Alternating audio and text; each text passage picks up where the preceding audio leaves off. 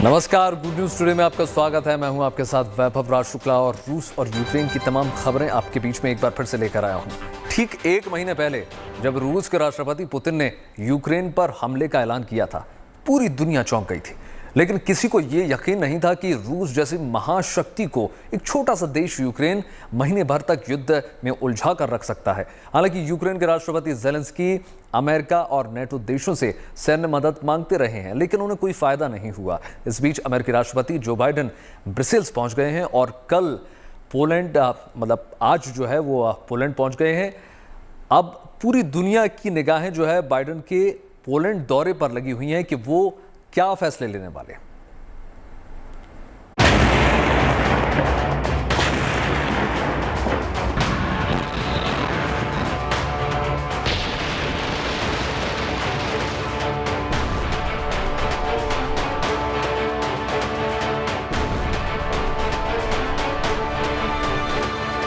रूस और यूक्रेन के बीच छिड़ी इस लड़ाई में यूक्रेन के कई शहर रूसी बम और बारूद से तबाह हो गए। 24 फरवरी से शुरू हुई ये जंग 24 मार्च तक पहुंच चुकी है, यानी पिछले महीने आज की ही तारीख जब रूसी राष्ट्रपति पुतिन ने यूक्रेन के खिलाफ जंग का ऐलान कर दिया था। I've taken the decision to conduct a special military operation. Ukraine में 24 फरवरी से तबाही का यह सिलसिला बदस्तूर जारी है, लेकिन पुतिन ने यह सोचा भी नहीं होगा कि एक महीने बाद भी वो कीव पर कब्जा नहीं कर पाएंगे। रूस ने ये तैयारी कर ली कि अगले ये 50 दिन युद्ध चलता है या 5 महीने भी चलता है, वो तैयार हैं और उन्होंने ऐसी तैयारी की है कि उनके सैनिक कम से कम हताहत हों, वो प्रेशर बना के रखें। रूसी फौज से अपने देश की रक्षा के लिए यहां यूक्रेन के सैनिकों ने अब जान की बाजी लगा दी है। वहीं दूसरी तरफ राष्ट्रपति ज़ेलेंस्की और आम नागरिक रूसी फौज के आगे तन कर खड़े हैं। हालांकि रूसी सेना ने यूक्रेन के कई शहरों कीव, खार्किव, चर्निहिव, मारियुपोल, खिर्सोन, डेनोत्स्क, मिकोलिव और इरपिन में तबाही मचा दी है। लेकिन ऐसा नहीं है कि युद्ध की इस विभीषिका में केवल यूक्रेन ही तबाह हुआ है। अगर यूक्रेन के दावों के माने तो रूसी फौज को जमकर नुकसान पहुंचा है। यूक्रेन के मुताबिक रूसी सेना के कई हजार जवान मारे जा चुके हैं और कई टैंक, हेलीकॉप्टर नष्ट हो चुके हैं। वहीं रूस पर नकेल लगाने के लिए अमेरिकी राष्ट्रपति बाइडेन नाटो, G7 और यूरोपीय यूनियन की आपात बैठक में शिरकत करने बेल्जियम की राजधानी ब्रसेल्स पहुंच चुके हैं। नाटो हेडक्वार्टर में हुई आपात बैठक में यूक्रेन बनाम रूस युद्ध में आगे क्या होगा, फिलहाल इस पर कोई फैसला नहीं हो पाया है। ये जो डर है कि अग्रेसिव रशिया कहीं उसके बाद बॉल्कन्स में भी ये इंस्टेबिलिटी ना लाए या और रीजन्स में भी ये इंस्टेबिलिटी ना लाए या कहीं नेटो के मेंबर्स के साथ ऐसा कुछ ना करे, तो इन सारी बातों को बैलेंस करने के लिए अमेरिका जो लीडर है नेटो का, उसका राष्ट्रपति इस समय यूरोप गए हैं और अपने एलाइज से मिलके वो और इन बातों पे ब्रेनस्टॉर्मिंग कर रहे हैं कि रूस को कंट्रोल करने के लिए या रूस के लिए इस कॉस्ट को और बढ़ाने के लिए क्या निर्णय लेने चाहिए। और मेरी समझ में हम देखेंगे कि और भी कुछ सैंक्शंस का एक अनाउंसमेंट अभी होगा इसके बाद। हालांकि नाटो अपने पूर्वी हिस्से में तैनात बलों को बढ़ाने के लिए तैयार है। ये जानकारी नाटो के महासचिव जेंस स्टोल्टेनबर्ग ने दी है। स्टोल्टेनबर्ग ने कहा है कि पहला कदम 4 नए नाटो युद्ध समूहों की तैनाती है, जिसमें बुल्गारिया, हंगरी, रोमानिया, स्लोवाकिया शामिल है। राष्ट्रपति बाइडेन ने भी बहुत स्पष्ट तौर पर उन्होंने कहा है कि मुश्किल दौर आने वाला है। हम नहीं समझते कि इस वक्त हमारे इंटेलिजेंस के मुताबिक, और बल्कि इंटेलिजेंस एक साइड पे भी रख लेते हैं, अपने आंखों से हम देख सकते हैं कि जो सूरत हाल हैं यूक्रेन में, वो लग ऐसा ही रहा है कि पुतिन तैयार नहीं है कि वो शांति को एक चांस दे। ब्रुसेल्स के बाद बाइडेन कल पोलैंड पहुंचेंगे। वहां वार्सा में वो पोलैंड के राष्ट्रपति आंद्रेज डूडा के साथ बातचीत करेंगे। पोलैंड यूक्रेन का पड़ोसी नाटो देश है। यूक्रेन के करीब 2 लाख लोगों को पोलैंड अपने यहाँ शरण दे चुका है। यूक्रेन पर रूसी हमले के बाद पोलैंड को डर है कि कहीं वो पुतिन के विस्तारवाद नीति का शिकार न बन जाए। यूक्रेन उम्मीद भरी नजरों से देख रहा है, पोलैंड डर की नजरों से रूस को देख रहा है, और उम्मीद ये कि अमेरिका के राष्ट्रपति जो बाइडेन जब यहाँ पर आएंगे तो परिस्थिति की और क्लैरिटी आएगी कि आगे क्या होगा। पोलैंड एक ऐसा देश है जो न चाहते हुए भी इस लड़ाई में बहुत डायरेक्टली इन्वॉल्व हो गया है। लगभग 20 लाख कुछ हजार शरणार्थी यूक्रेन से इस समय पोलैंड में मौजूद है। इसी डर से पोलैंड ने रेजेजो जेसियोंका एयरपोर्ट की एयरफील्ड पर 2 surface to air missile defence system Patriot को तैनात कर दिया है। साथ ही यूक्रेन सीमा से करीब 100 किलोमीटर के दायरे में मिलिट्री हार्डवेयर सिस्टम को भी सक्रिय कर दिया गया है। और रूस के 45 राजनयिकों को पोलैंड ने देश से बाहर का रास्ता दिखा दिया है। बाइडेन ने ब्रसेल्स और वार्सा दौरे पर यूक्रेनी राष्ट्रपति जेलेंस्की की भी निगाहें टिकी है। जेलेंस्की लगातार यूक्रेन को नो फ्लाई जोन घोषित करने की मांग कर रहा है ताकि रूस कीव पर हवाई हमले न कर सके, लेकिन अब तक यूरोपीय यूनियन और नाटो ने उनकी मांग नहीं मानी है। साथ ही जेलेंस्की विमान, अत्याधुनिक एंटी मिसाइल सिस्टम और एंटी वॉरशिप सिस्टम भी मांग रहे हैं। बहरहाल देखने वाली बात यह है कि राष्ट्रपति बाइडेन और सदस्य देशों के हितों की रखवाली करने वाले नाटो का अगला कदम क्या होगा। पोलैंड से गौरव सावंत के साथ कीव से राजेश पवार की रिपोर्ट, गुड न्यूज टुडे। रूस और यूक्रेन के बीच महीने भर से संग्राम जारी है, जिससे यूक्रेन ही नहीं बल्कि पूरी दुनिया की धड़कनें बढ़ी हुई हैं।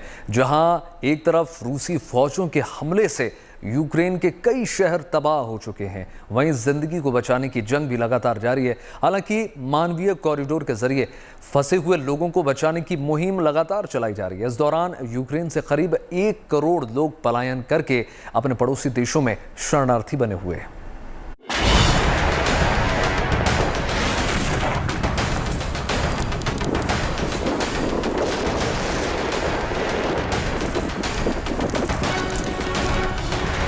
पिछले 24 फरवरी का वो दिन यूक्रेन के इतिहास में काले अक्षरों में लिखा जाएगा। आज ही के दिन रूस ने यूक्रेन पर हमले का ऐलान करके लाखों जिंदगियों को खतरे में डाल दिया था। रूस की मिसाइलें और तोपों ने यूक्रेन के सैन्य ठिकानों को निशाने पर ले लिया था, लेकिन युद्ध की ये आग सैन्य ठिकानों से बढ़कर धीरे धीरे रिहायशी इलाकों तक फैल गई। जैसे जैसे रूसी फौज रिहायशी इलाकों को निशाना बनाती गई, वैसे वैसे यूक्रेन से पलायन का सिलसिला भी तेज होता गया। हालांकि समय समय पर मानवीय कॉरिडोर बनाकर रिहायशी इलाकों में फंसे लोगों को सुरक्षित बाहर निकालने का काम भी शुरू हुआ। अकेले 23 मार्च यानी कल 4,454 लोगों को रेस्क्यू करके महफूज ठिकाने तक पहुंचाया गया। संयुक्त राष्ट्र की रिपोर्ट के मुताबिक यूक्रेन से अब तक करीब 1 करोड़ लोग पलायन कर चुके हैं। इनमें करीब 25 लाख लोगों ने पोलैंड के शरणार्थी कैंपों में पनाह ली है और बाकी लोगों ने स्लोवाकिया, हंगरी और रोमानिया में शरण ली है। युद्ध की इस विभीषिका के बीच यूक्रेन में रह रहे हजारों भारतीय भी फंस गए थे, लेकिन भारत सरकार ने ऑपरेशन गंगा के तहत 16,000 से ज्यादा भारतीय नागरिकों की यूक्रेन से सुरक्षित वतन वापसी कराई। इनमें ज्यादातर छात्र थे। 6 मार्च तक 76 विमानों से 16,000 भारतीयों को देश वापस लाया गया। यूक्रेन के सुमी शहर में फंसे बाकी छात्रों को मानवीय कॉरिडोर के जरिए 8 मार्च तक सुरक्षित निकाल लिया गया। रूस और यूक्रेन के बीच जैसे जैसे युद्ध बढ़ता गया, वहां फंसे लोगों को रेस्क्यू करना उतना ही मुश्किल होता गया। युद्ध से हुई तबाही को समझने के लिए जरा इन तस्वीरों पर गौर कीजिए। ये इमारतें कभी गुलजार हुआ करती थीं, लेकिन रूसी हमले में ये खंडहर में तब्दील हो गईं।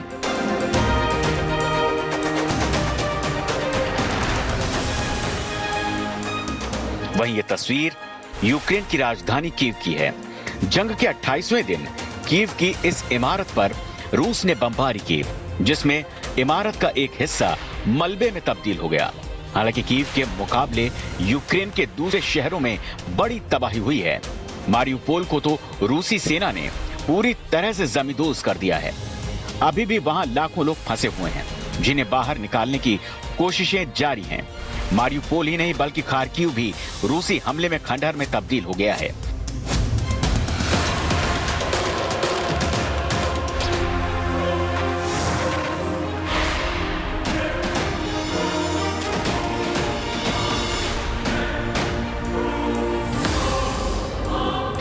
खार्किव के मेयर के मुताबिक रूसी सैनिकों के हमले में अब तक 998 रिहायशी इमारतें और 145 गैर रिहायशी इमारतें ध्वस्त हो गई हैं। यूक्रेन में मानवीय त्रासदी की ये तस्वीर तो सिर्फ बानगी है।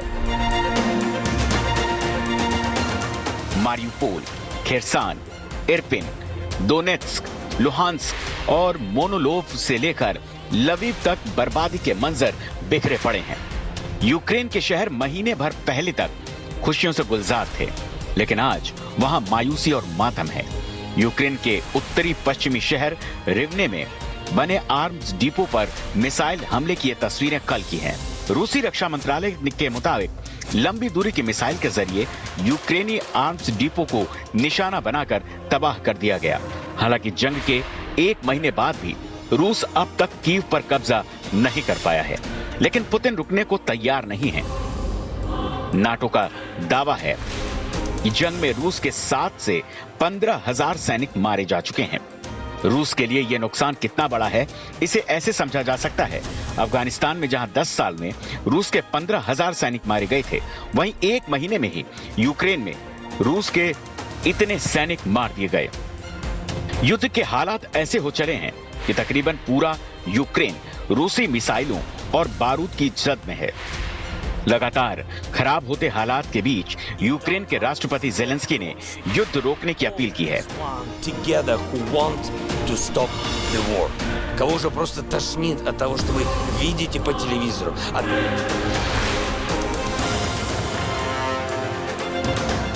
जेलेंस्की ने अपने लोगों की सहायता के लिए एक नई पहल भी की है। उन्होंने युद्ध से प्रभावित लोगों की मदद के लिए मानवीय सहायता वेबसाइट लॉन्च की, जो ये पता लगाने में मदद करेगी कि किसे कैसे सहायता पहुंचाई जा सकती है। Bureau report, good news today. Ukraine से जंग के बीच रूस की तरफ से एक बार फिर से परमाणु हमले की धमकी दी गई है। यानी पिछले 24 घंटे में यह रूस की दूसरी धमकी है।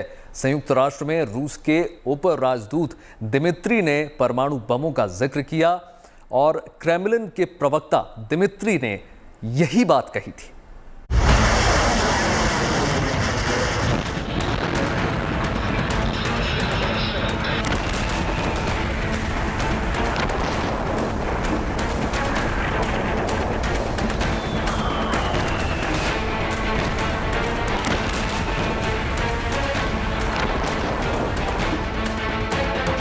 यूक्रेन के साथ पिछले 1 महीने से जंग में उलझे पुतिन की बौखलाहट बढ़ती जा रही है।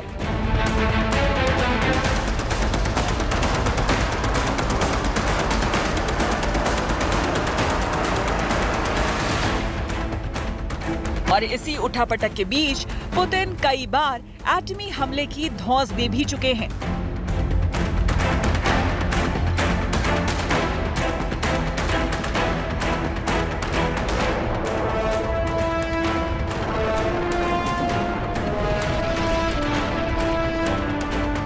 ऐसे में ये सवाल उठ रहा है कि अगर युद्ध के हालात रूस के हाथों से फिसलता नजर आया तो क्या पुतिन अपनी परमाणु शक्ति का इस्तेमाल कर सकते हैं? क्योंकि इसके पीछे की वजह रूस की तरफ से उकसाने वाला वो बयान है जिसे यूएन में रूस के डिप्टी एम्बेसडर दिमित्री पोलियांस्की ने एक इंटरव्यू में रूस के इस रुख को दोहराया। उन्होंने कहा कि अगर नेटो ने उकसाया तो रूस एटमी हथियार इस्तेमाल करने के लिए स्वतंत्र है।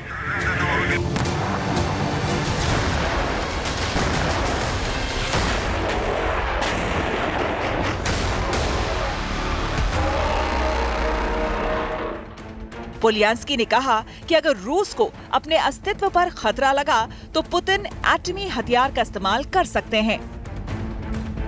इससे पहले रूसी सरकार के प्रवक्ता दिमित्री पेस्कोव और विदेश मंत्री सर्गेई लावरोव भी इसी तरह का बयान दे चुके हैं।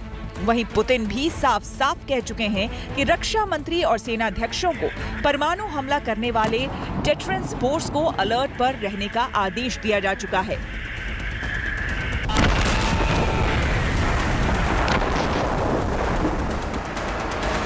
रूस के इन बयानों पर संयुक्त राष्ट्र महासचिव एंटोनियो गुटेरेस इस बात का अंदेशा जाहिर कर चुके हैं कि रूस यूक्रेन के बीच हो रहा युद्ध कभी भी महायुद्ध में बदल सकता है।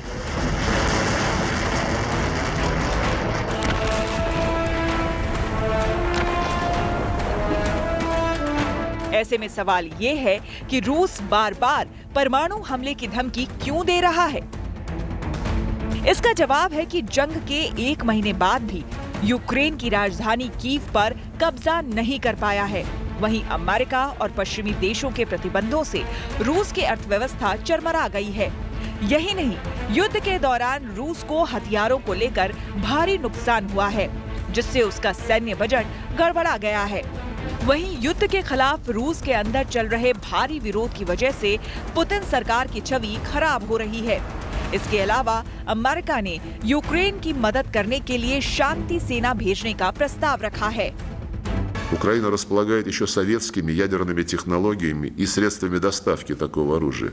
Мы не можем не реагировать на эту реальную опасность. Могу вас заверить, Россия, как ответственный член международного сообщества, приверженный своим обязательствам по нераспространению оружия массового уничтожения, предпринимает все необходимые меры для недопущения появления ядерного оружия и соответствующих технологий на Украине.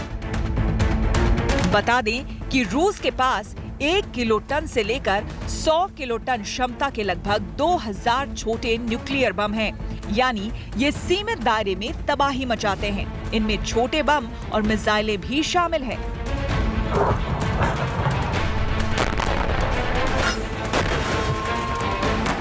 इसमें कोई शक नहीं कि रूस के पास कुछ ऐसे परमाणु हथियार हैं जिनसे टकराने की हिम्मत अमेरिका और नेटो देश भी नहीं कर सकते। और इस खतरे से भी इनकार नहीं किया जा सकता कि युद्ध में नेटो की एंट्री रूस को परमाणु हमले करने वाला कदम साबित होगा। पोलैंड से गौरव सावंत के साथ कीव से Rajesh Pawar, bureau report, good news today. फिलहाल इस विशेष कार्यक्रम में इतना ही। आप जुड़े रहिए गुड न्यूज टुडे के साथ और तमाम पॉजिटिव खबरों से रूबरू होते रहिए। मुझे दीजिए इजाजत। नमस्कार।